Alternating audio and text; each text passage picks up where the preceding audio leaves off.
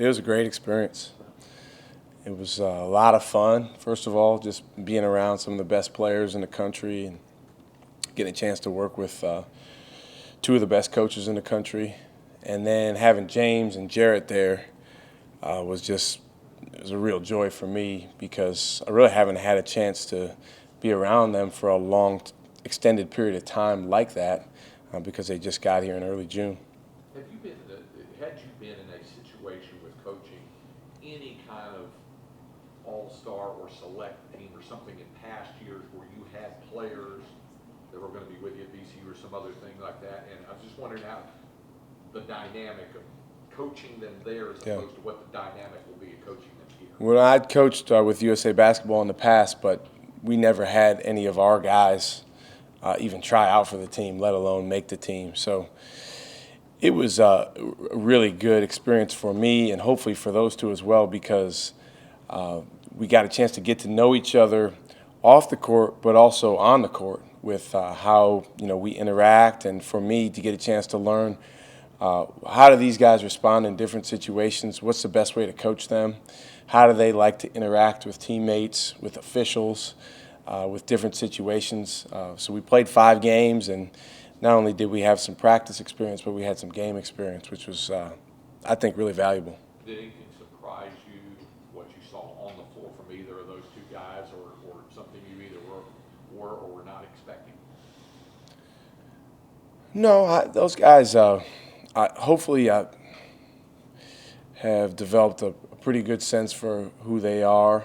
So there was nothing that was extremely surprising, but there was little intricacies that you learned or that you saw in different situations. You saw them respond competitively at different times. You saw them when you're in a team dynamic.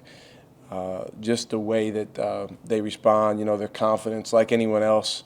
Guys' confidence sometimes can be affected positively or negatively by different situations. So that was a good learning experience for all of us. How much do you think this accelerated their transition process from high school to college? Well, it's interesting, Dustin, because actually, on the one hand, they were away from what we do here for basically 3 weeks because there was a week in June and then these last 2 weeks in July. So from the standpoint of their bodies and, being here and the development that our freshmen get in the summer, they actually missed out on some of that. But from the standpoint of practicing with a very, very high-level group of guys, many of whom are future NBA players, and then playing together with those guys against international competition, the actual games, just get a chance to be in some games. Typically these guys are not playing in games with officials, this time of year. So that was really good for them. I think both of those guys grew as players. Hopefully, and this is something that, I'll try to help these guys with over the next several days, but hopefully we can make sure that those guys have a very high level of self-reflection in terms of, hey, here's the experience that I had, and what did I learn about myself? Where do I need to get better? What good things did I do that I can continue to improve upon? And the one thing that I didn't mention as well is those guys getting more and more connected with each other was a really special thing. And they really hit it off as soon as Jarrett got here, because James had gotten here, I think, the week before, and they call themselves the Fro Bros, which is awesome. And their personalities fit very well together. They're very different personality-wise, but I think there's a high level of respect among the two of them, and they understand each other pretty well, especially for the early stage that we're in. I think you didn't play James in the final.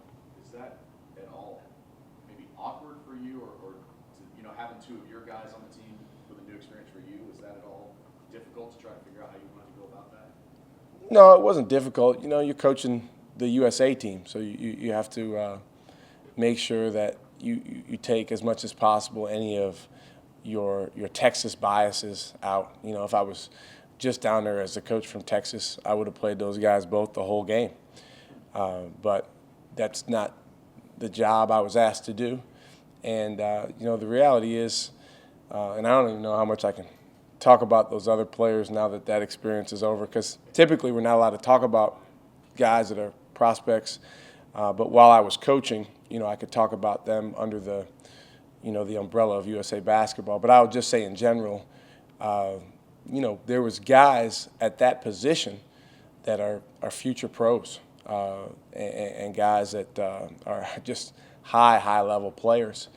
And so for James, first of all, he did a phenomenal job in Colorado Springs, carving out a niche where he demonstrated to all the coaches and committee that he was a little bit different in terms of some of the things he brought to the table. And I think it's a great development step for him, an experience for him. He and I got a lot of individual work in away from the games. We had several days where in the morning of the game day, we would play at night. In the morning, we'd have an optional opportunity to go to the gym and work on your game.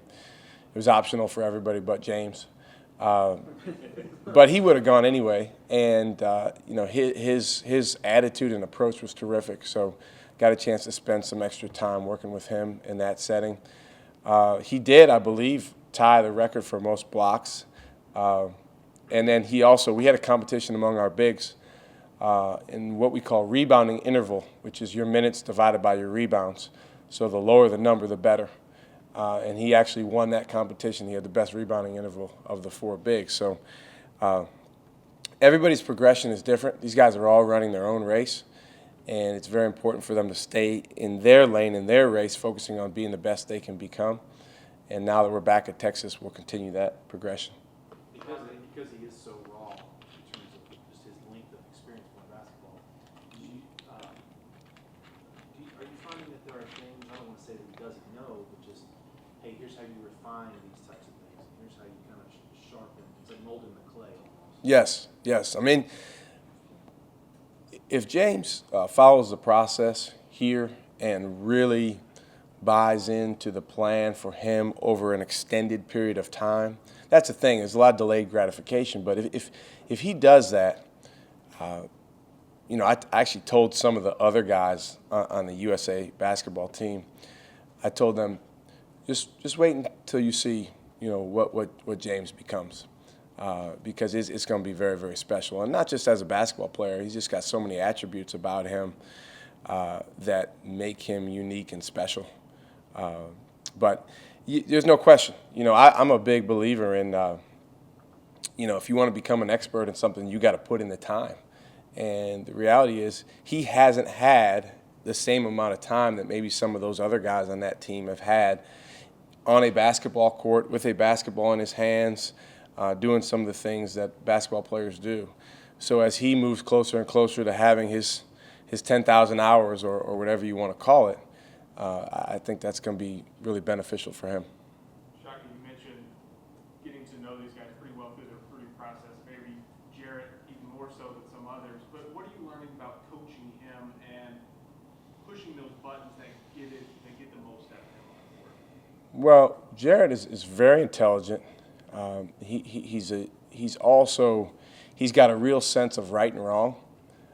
So I think what I've learned about him is it's very important to explain to him in logical terms why A, B, and C goes into D.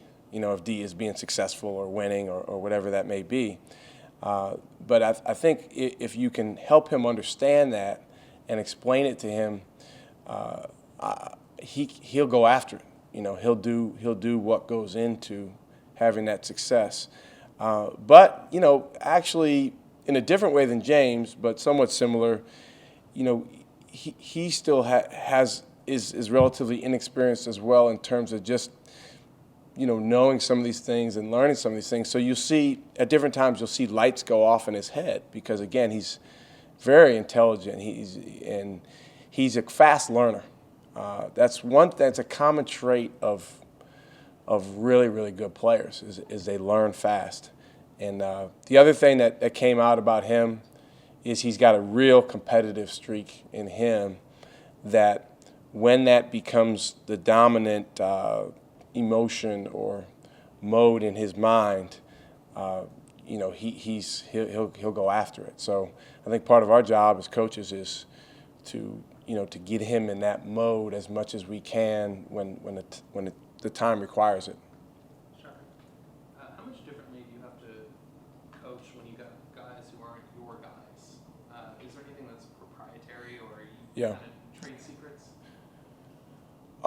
There's definitely things that are proprietary when you're coaching your guys versus coaching Team USA. The other thing is just we here, our purpose is to transform these guys' lives by helping them become the best version of themselves. So every day we come to work, that's what we're trying to do.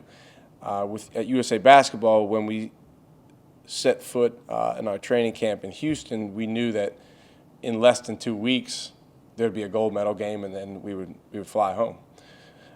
So it's just different in terms of the length of time.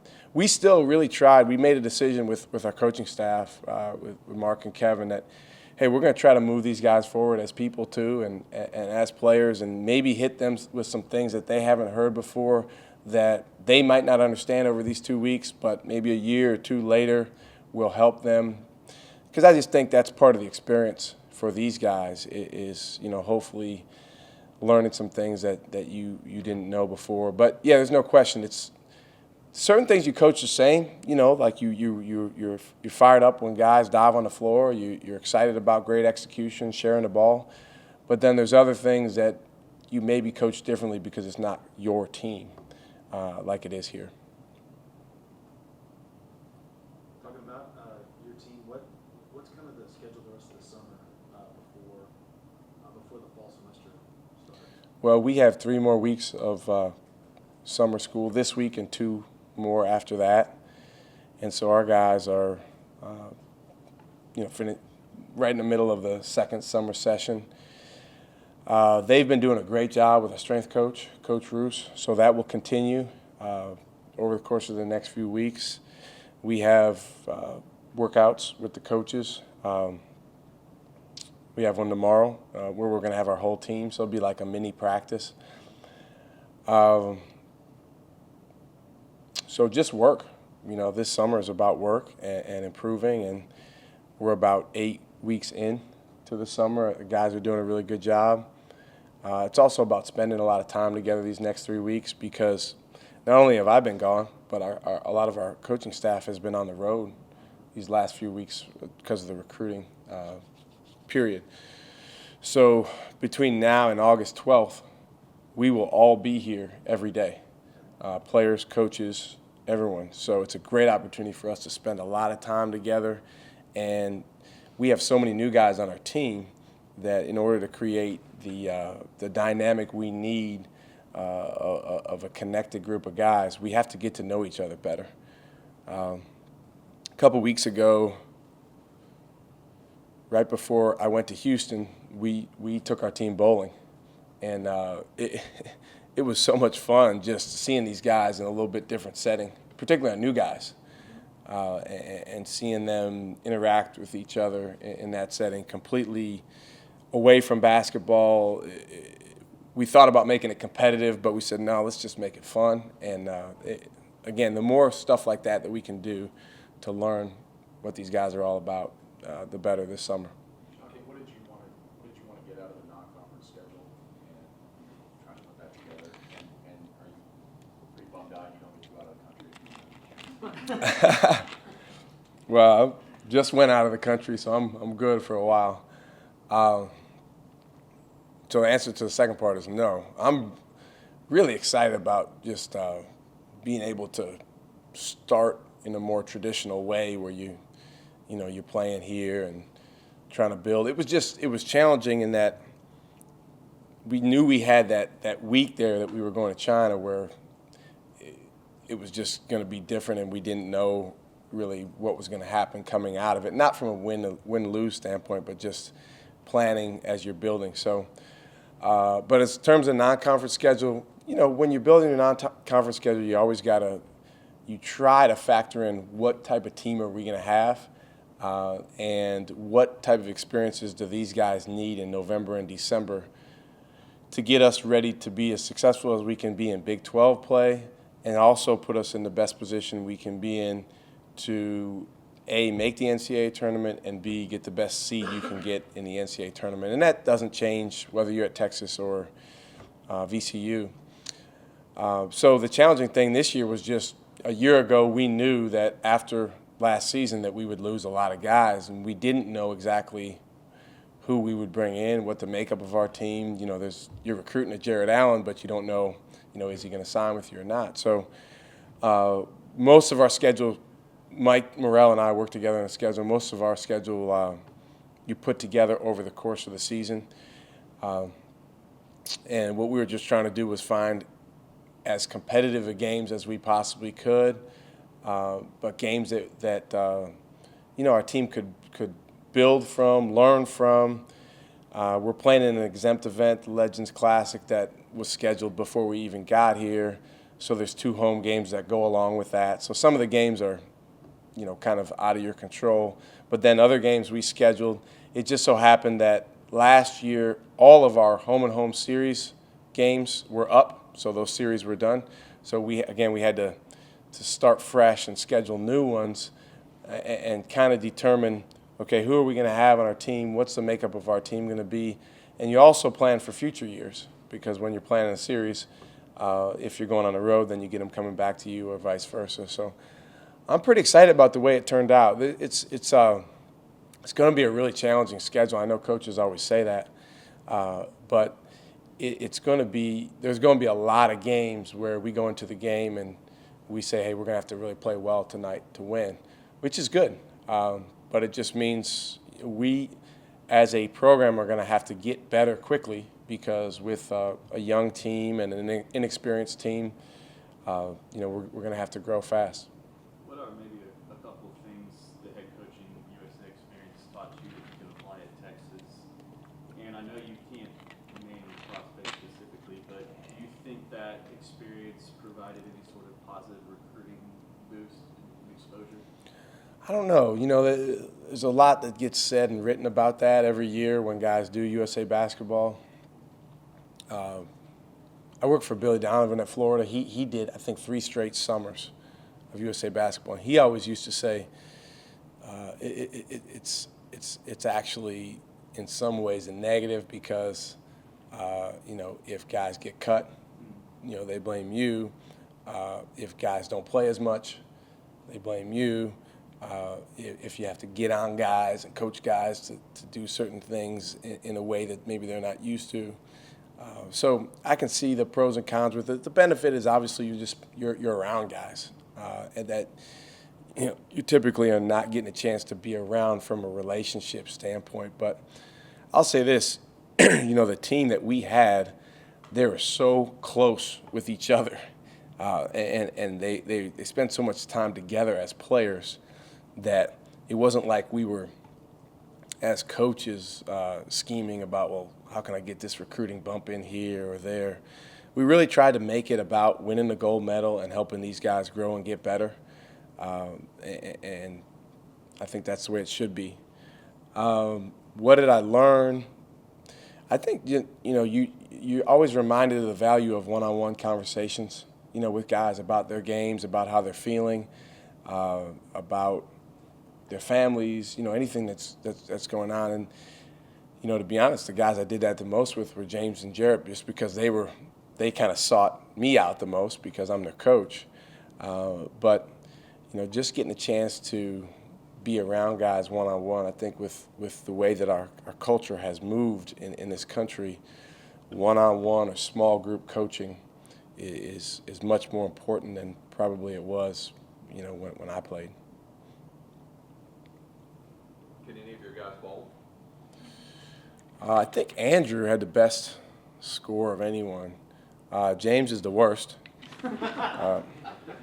He's got such long arms. He's got like a 7'5" wingspan, and with James, you never know if he's like doing something on purpose or not. But he kept, like, his arms are so long, and he would let go of the ball too early, so it would slam into the floor. And I was worried that he was going to break the floor, but he didn't. So, but his score was pretty low. With Andrew being good, is that any kind of omen? Positive sign? I would call that unrelated, but he's going to be a really good player too. So that's good. Anything else? Thank you.